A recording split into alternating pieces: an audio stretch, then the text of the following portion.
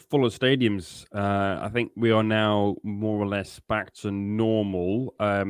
Masks are no longer required in Korea in most indoor spaces, which includes K-League stadiums. The government got rid of that mask mandate on Monday, the 30th of January.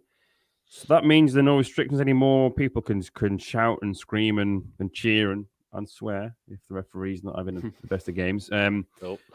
So yeah, so I'm hoping then this means that we are going to go back to where we left off in 2019, pre-pandemic, or what I now call BC, before COVID. So 29 BC.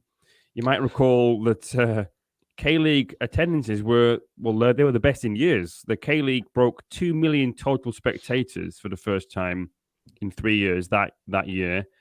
And it's probably even longer than that because from 2018, K-League only counted full paying spectators, meaning free tickets didn't count after that. So the figures are probably even better than that. Now, 2 million was reached after round 33, and that was the fastest since 2013. And that total was 47% up from the same period the year before.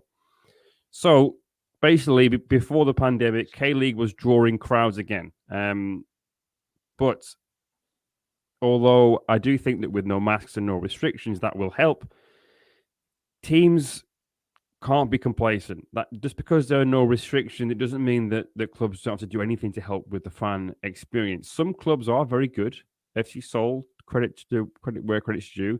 Daejeon as well. They have food trucks outside and they sell draft beer and they try to make it a bit of a family day out. Other clubs too, of course. Ulsan have like a camping area in some of the areas of their stand, and I think Suwon Blue Wings do as well. Others in K-League too, and I'm sure Michael will agree with this, don't even bother. They're not even bother having somewhere open in the away end to buy a bottle of water or buy a crisps. Even basics like that. Never mind a few tins. If you make it hard for the away team, yes, don't make it hard for the away fans because people don't need excuses to not go and watch a K-League game. The supporter culture here obviously is quite different. People like to eat and go to watch a game and have something to eat and drink when they watch a match. Let's try and be a bit more accommodating. I will leave you with some stats. This is according to Yonhap that I dug out earlier.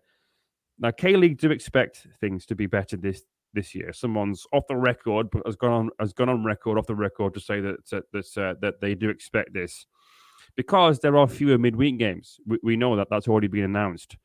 There's no condensed ACL group stage this year either, meaning that the schedule won't be sort of tight in the sort of busier time of the years.